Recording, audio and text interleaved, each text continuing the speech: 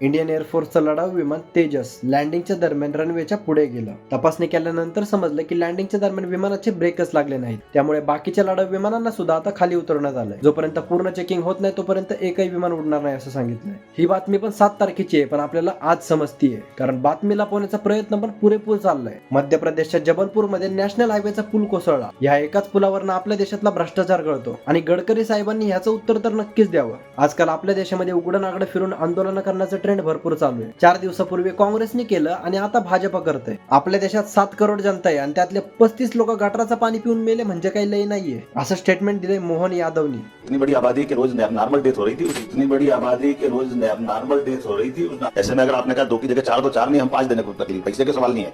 यांच्या घरातलं कोणीतरी जायला हवं होतं त्यावेळी समजलं असतं. सरकार तर आता सुधारण्याच्या पलीकडे गेलंय, पण अनकवर्ड रियालिटी दिवसेंदिवस तुमचा आवाज म्हणून वरती येतोय आणि आमचा या चॅनल मार्फत पूर्ण प्रयत्न आहे की फक्त बोलण्यात नाही तर ग्राउंडवर चेंज यावा. त्यामुळेच म्हणतो की अनकवर्ड रियालिटीला फॉलो करा आणि भागीदार व्हा या मोठ्या बदलाचे, कारण माझा प्रयत्न नेहमीच असेल की तुमच्यापर्यंत विदाऊट फिल्टर खरं पोहोचवणं.